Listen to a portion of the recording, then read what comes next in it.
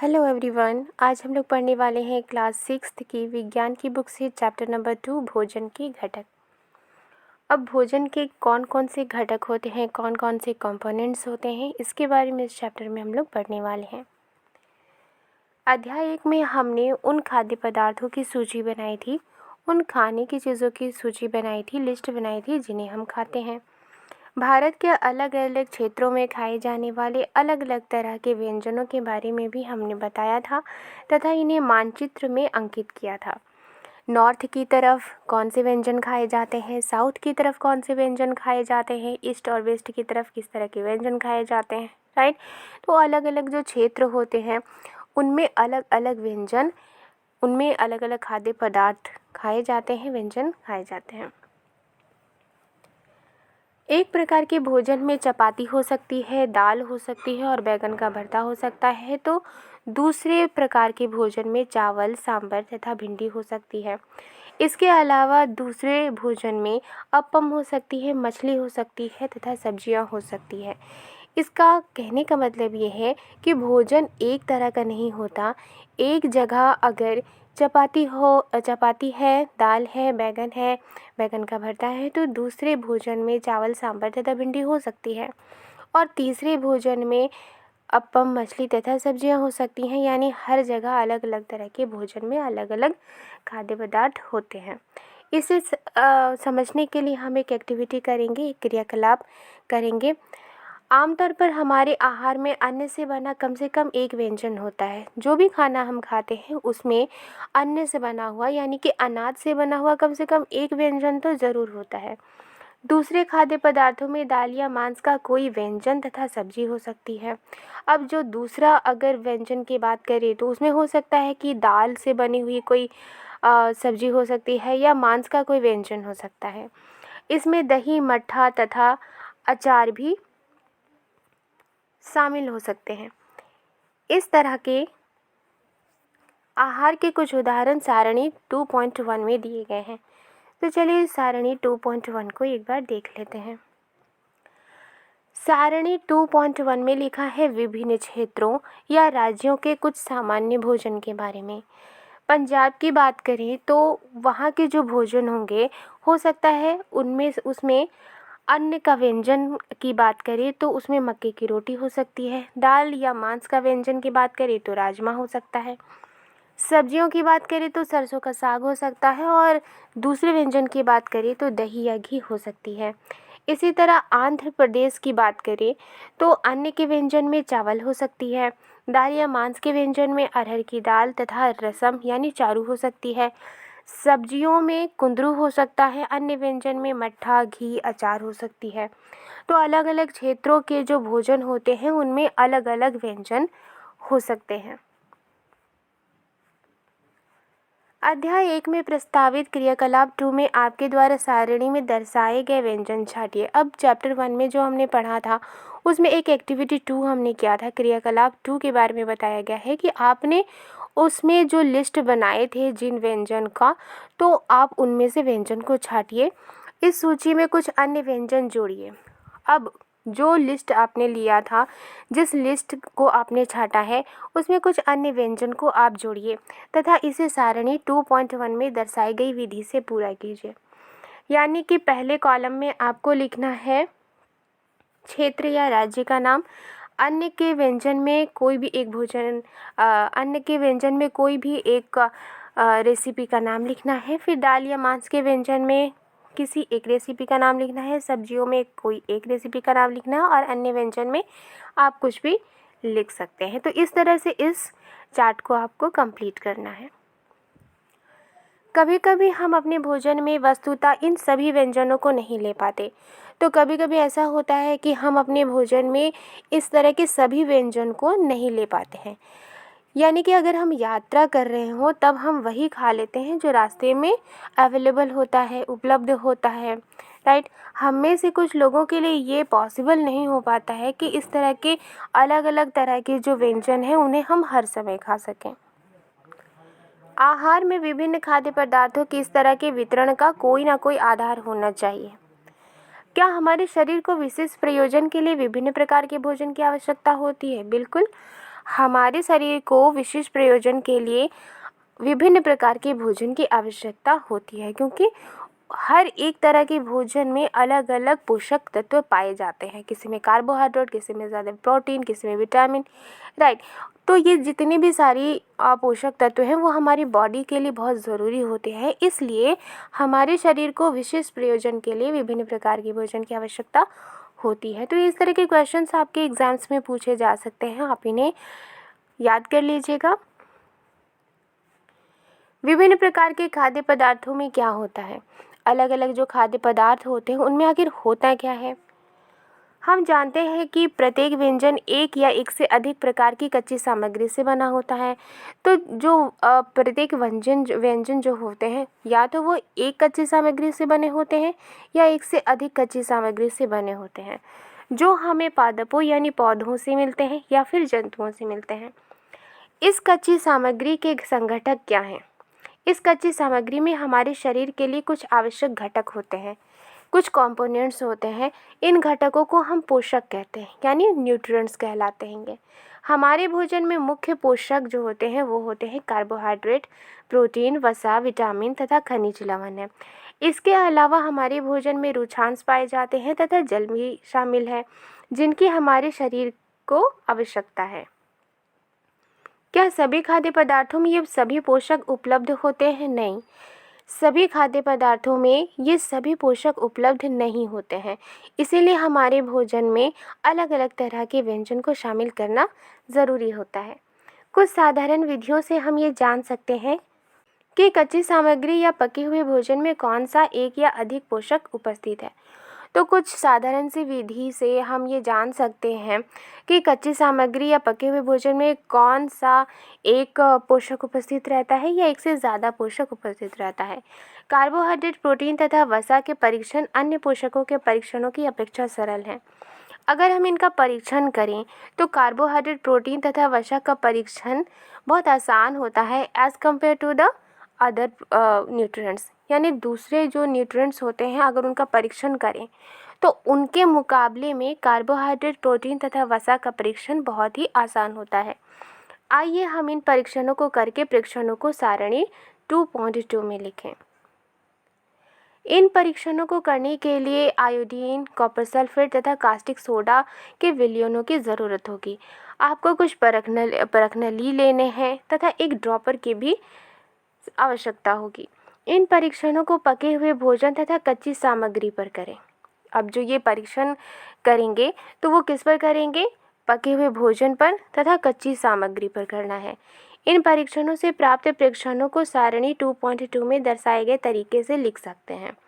जब इन परीक्षणों से जो रिज़ल्ट निकल कर आता है, जो रिज़ल्ट समझ में आता है, तो उसको सारणी 2.2 में जिस तरह से दर्शाया गया है उसी तरीके से लिख सकते हैं। इस सारणी में कुछ खाद्य पदार्थ दर्शाए गए हैं। अपना परीक्षण इन पर या अन्य किसी उपलब्ध खाद्य पदार्थ पर कर सकते हैं। तो जो ये सारणी दी गई है ये सारणी 2.2 है। यहाँ पर खाद्य पदार्थों में जो उपस्थित पोषक तत्व होते हैं उनके बारे में लिखा है कि कच्चा आलू में क्या मंड होता है? हाँ, प्रोटीन होती है, ये आपको परीक्षण करना है और यहाँ लिखना है। वसा क्या उपस्थित रहती है कि नहीं, आपको एक्सपेरिमेंट करना है, आपको परीक्षण करना है और यहाँ पर लिखना है हाँ या ना में आंसर देना है। तो इस तरह से इस फॉर्मेट को कंप्लीट करना है, राइट। ओके, आगे लिखा है इस सारणी में कुछ खाद्य पदार्थ दर्शाए गए हैं। अपना परीक्षण इन पर या अन्य किसी उपलब्ध खाद्य पदार्थ पर कर सकते हैं। इन परीक्षणों को सावधानी से कीजिए और किसी भी रसायन को खाने या चखने का प्रयास मत कीजिए। तो इसमें एक बताया गया है कि आप अगर परीक्षण कर रहे हैं तो उसे खाने या उसको टेस्ट करने की कोशिश मत कीजिए। यदि आवश्यक विलयन तत्काल उपलब्ध नहीं है तो आपके अध्यापक निम्न विधि से उन्हें तैयार करा सकते हैं। लिखा है कि अगर आपके पास कोई विलयन अगर मौजूद नहीं है तो आपके जो टीचर्स हैं वो दिए गए विधि से उन्हें तैयार करा सकते हैं। ठीक है, ओके। आइए विभिन्न खाद्य पदार्थों की जांच करके देखें कि किसमें कार्बोहाइड्रेट उपस्थित है। तो सबसे पहले हम किसे चेक करेंगे? सबसे पहले कार्बोहाइड्रेट देखेंगे कि वो उपस्थित है कि नहीं। तो कार्बोहाइड्रेट कई तरह के होते हैं। हमारे भोजन में पाए जाने वाले जो मुख्य कार्बोहाइड्रेट है मंड तथा शर्करा के रूप में मौजूद होते हैं। राइट। यदि किसी खाद्य पदार्थ में मंड है तो हम इसका आसानी से परीक्षण कर सकते हैं। कैसे? क्रियाकलाप 2 से हम इसे समझेंगे। मंड के लिए परीक्षण के लिए खाद्य पदार्थ या कच्ची सामग्री की अल्प मात्रा लीजिए, यानी कि थोड़ी सी मात्रा लीजिए। इसमें तनु आयोडीन विलयन की 2 या 3 बूंदें डालिए। चित्र 2.1 में जिस तरह से दिया गया है उसी तरह से आपको इसमें 2 या 3 बूंदें डालनी है।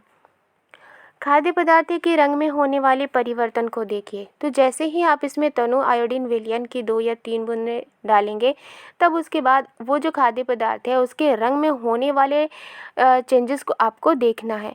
क्या ये नीला या काला हो गया है? ये नीला या काला रंग मंड की उपस्थिति दर्शाता है।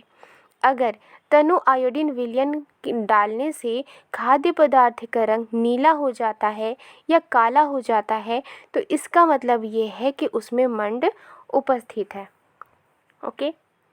इस परीक्षण को किसी अन्य खाद्य पदार्थ के साथ दोहराइए और जांच कीजिए कि किसमें मंड है। अपने परीक्षणों को सारणी 2.2 में लिखिए।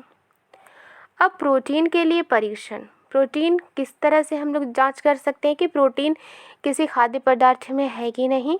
तो इसके लिए प्रोटीन के परीक्षण के लिए किसी खाद्य पदार्थ की थोड़ी मात्रा लीजिए।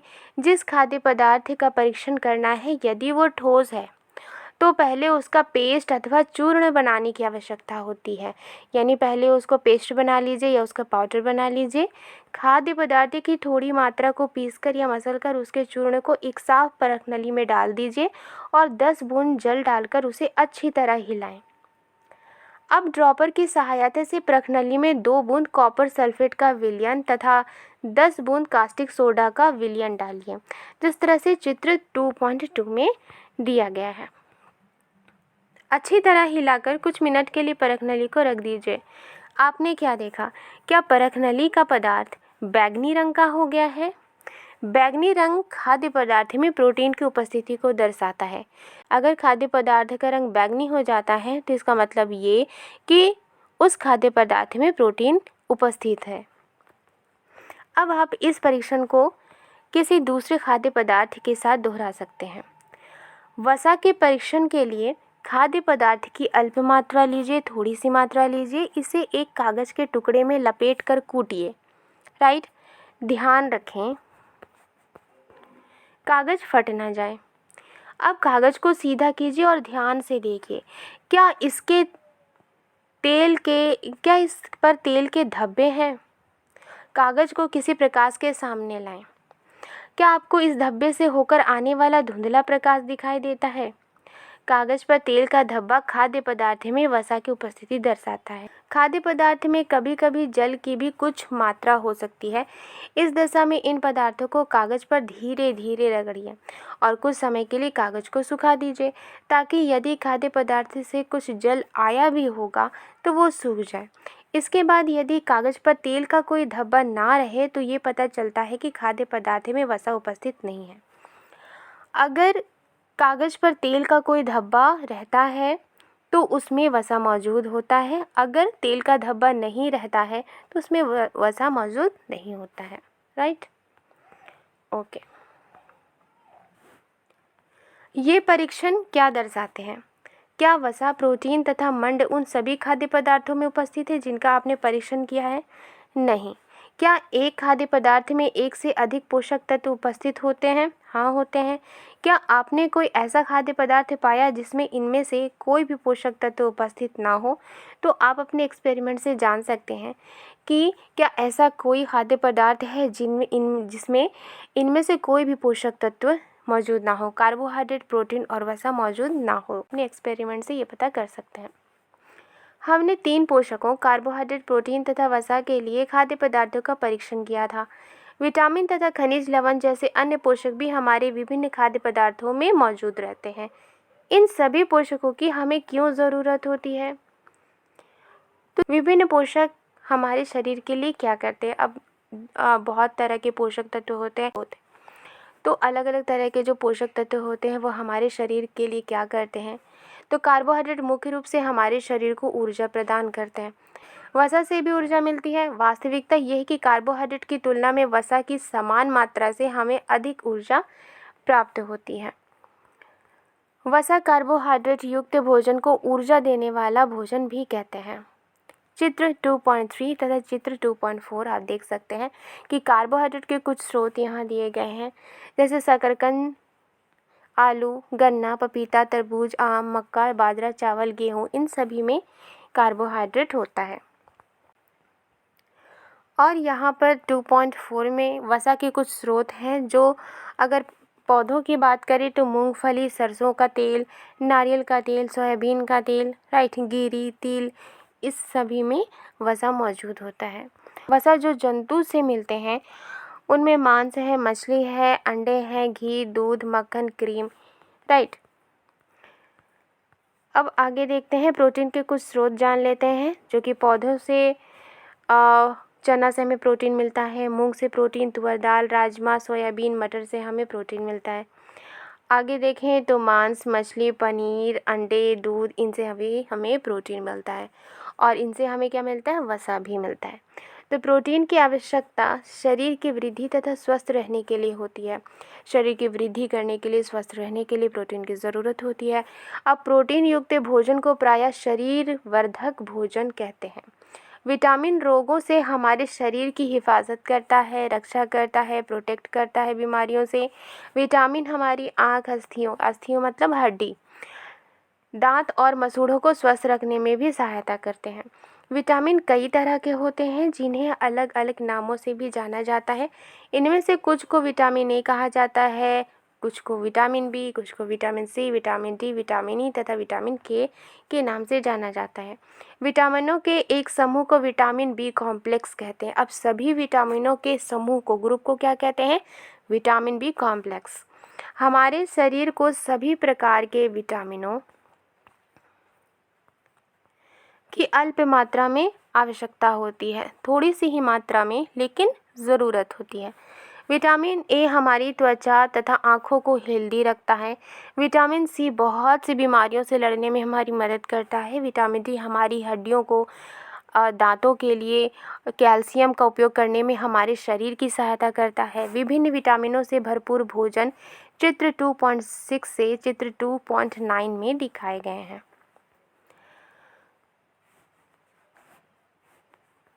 आप यहाँ देख सकते हैं कि कुछ खनिज लवणों के स्रोत कौन कौन से हैं, आप इन्हें पढ़ सकते हैं। हमारे शरीर को खनिज लवणों की ज़रूरत होती है, भले ही वो अल्प मात्रा में हो, थोड़ी सी मात्रा में हो, लेकिन खनिज लवण की ज़रूरत होती है।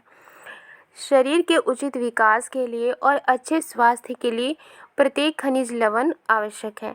विभिन्न खनिज लवणों के कुछ स्रोतों को चित्र 2.10 में दर्शाया गया है। तो चित्र 2.10 एक बार देख लेते हैं कि 2.10 यहाँ पर दिया गया है, आप इन स्रोतों को देख सकते हैं, राइट। अधिकांश खाद्य पदार्थों में एक से अधिक पोषक होते हैं। ज़्यादातर जो खाद्य पदार्थ होते हैं, जो भोजन होते हैं, उनमें एक से ज़्यादा पोषक तत्व होते हैं। आपने भी सारणी 2.2 में प्रेक्षणों को लिखते समय इस बात को अवश्य देखा होगा। फिर भी किसी कच्ची सामग्री में एक निश्चित पोषक की मात्रा दूसरे पोषकों की मात्रा से अधिक हो सकती है। तो फिर भी कोई ऐसी कच्ची सामग्री हो सकती है जिसमें एक निश्चित पोषक की जो मात्रा हो सकती है, दूसरे जो कच्ची सामग्री है उसमें पोषकों की जितनी मात्रा है उससे अधिक हो सकती है। उदाहरणतः चावल में कार्बोहाइड्रेट की मात्रा दूसरे पोषकों से ज़्यादा होती है।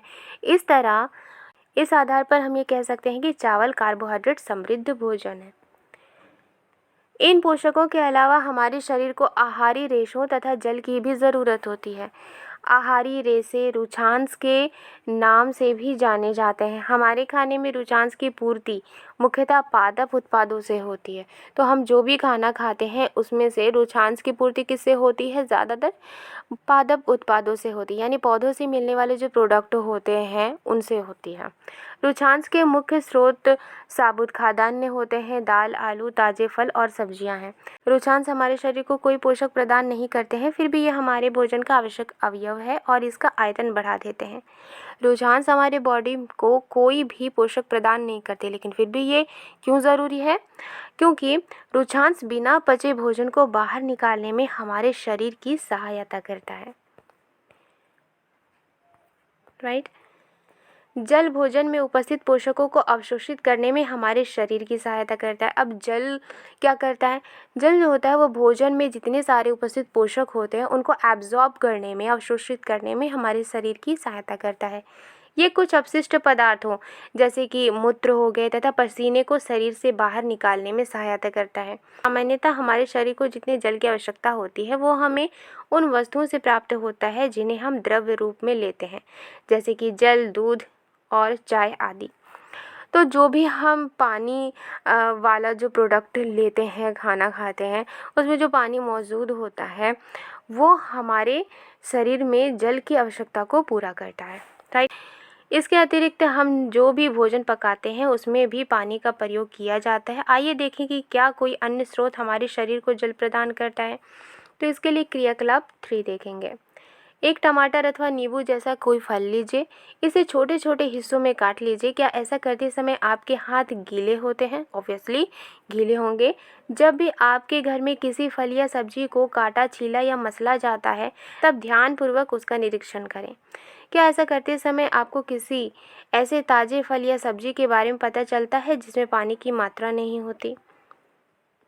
हम देखते हैं कि कई खाद्य पदार्थों में जल होता है। कुछ सीमा तक हमारे शरीर के लिए आवश्यक जल की पूर्ति इसी जल से हो जाती है।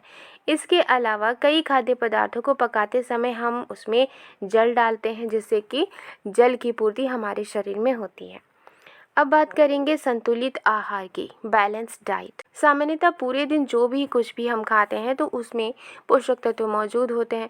तो हमारे शरीर की वृद्धि करने के लिए, हमारे शरीर को स्वस्थ बनाए रखने के लिए हमारे आहार में पोषक तत्व उचित मात्रा में होनी चाहिए। कोई भी पोषक तत्व ना ज़रूरत से ज़्यादा हो और ना ज़रूरत से कम हो।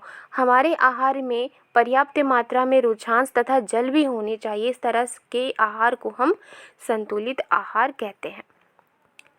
क्या आप सोचते हैं कि प्रत्येक आयु वर्ग के लोगों को एक ही प्रकार के आहार की आवश्यकता होती है? क्या आप ये भी सोचते हैं कि हमारा संतुलित आहार हमारे शारीरिक कार्य पर निर्भर करता है? एक सप्ताह की अवधि में आप जो कुछ भी खाते हैं उसका एक चार्ट बना लीजिए। जांच कीजिए कि प्रतिदिन जो भोजन आप करते हैं क्या उसमें सभी पोषक तत्व उपस्थित हैं। दालें, मूंगफली, सोयाबीन, अंकुरित बीज, मूंग व चना, किण्वित भोजन, दक्षिण भारतीय भोजन जैसे कि इडली, आटे का मिश्रण, मिस्सी रोटी, थेपला, अनाज व दालों से बना, केला, पालक, सत्तू, गुड़, उपलब्ध सब्जियां तथा इसी प्रकार के अन्य भोजन कई पोषक उपलब्ध कराते हैं। इसलिए कोई व्यक्ति अल्प व्यय में भी संतुलित आहार खा सकता है, यानी कि थोड़े से खर्चे में भी बैलेंस डाइट खा सकता है, संतुलित आहार वो खा सकता है। राइट। उचित प्रकार का भोजन करना ही पर्याप्त नहीं है। सिर्फ उचित प्रकार का भोजन करना ही काफ़ी नहीं है, इसे उचित तरीके से पकाना भी चाहिए ताकि इसके पोषक तत्व नष्ट ना हो। क्या आप जानते हैं कि पकाते समय कुछ पोषक नष्ट भी हो जाते हैं? जब भी हम खाना बनाते हैं उसको जब हीट करते हैं तो जब वो गर्म होती है तो ज़्यादातर जो पोषक तत्व होते हैं वो नष्ट हो जाते हैं। छिलका उतारकर अगर सब्जियों और फलों को धोया जाता है तो ये पॉसिबल है कि उनके कुछ विटामिन नष्ट हो जाएं। सब्जियों और फलों की त्वचा में कई महत्वपूर्ण विटामिन तथा खनिज लवण होते हैं। सब्जियों के छिलकों में महत्वपूर्ण विटामिन होते हैं, खनिज लवण होते हैं। फलों के छिलकों में भी विटामिन होते हैं, खनिज लवण होते हैं। चावल और दालों को बार बार धोने से उनमें उपस्थित विटामिन और कुछ खनिज लवण अलग हो सकते हैं। हम सभी जानते हैं कि पकाने से भोजन का टेस्ट बढ़ता है और इसे पचाने में आसानी भी होती है। इसके साथ साथ पकाने में कुछ पोषक तत्वों का नुकसान भी हो सकता है। यदि भोजन पकाने में ज़्यादा पानी का यूज़ किया जाता है और उसके बाद में उसे फेंक दिया जाता है तो कई लाभदायक जो प्रोटीन होते हैं तथा खनिज लवण होते हैं उनकी हानि हो जाती है। पकाने में विटामिन सी आसानी से गर्मी से नष्ट हो जाता है। क्या ये उचित नहीं होगा कि हम अपने आहार में फल और कच्ची सब्जियों को सम्मिलित करें? तो जब हम अपने खाने में, आहार में फल सम्मिलित करते हैं, कच्ची सब्जी सम्मिलित करते हैं, तो उनके जो न्यूट्रिएंट्स होते हैं, पोषक तत्व होते हैं, वो हमें मिलते हैं। बूझों ने सोचा कि हर समय वसायुक्त खाना ही सर्वोत्तम भोजन है, यानी जिस खाने में वसा हो वैसे खाना ही सर्वोत्तम भोजन है। एक कटोरी कार्बोहाइड्रेट युक्त भोजन की अपेक्षा एक कटोरी वसा युक्त भोजन अधिक ऊर्जा देगा। क्या ऐसा नहीं होता? अतः उसने तली हुई चीज़ें, समोसा, पूरी, मलाई, रबड़ी, पेड़ा आदि प्रचुर वसा युक्त ये जितने भी सारे भोजन थे उसने खाया, और इसके अलावा कुछ नहीं खाया। क्या आप सोचते हैं कि वो ठीक था? निसंदेह बिल्कुल नहीं। इतना अधिक वसा युक्त भोजन खाना हमारे लिए बहुत ज़्यादा नुकसानदेह हो सकता है। हमारे भोजन में वसा की मात्रा अत्यधिक मोटापे का कारण बनती है। अगर हम वसा युक्त भोजन ज़्यादा खाएं तो इससे मोटापा हो सकता है। अभावजन्य रोग। एक व्यक्ति खाने के लिए पर्याप्त भोजन पा रहा है, लेकिन कभी कभी उसके भोजन में किसी विशेष पोषक की कमी हो जाती है ना?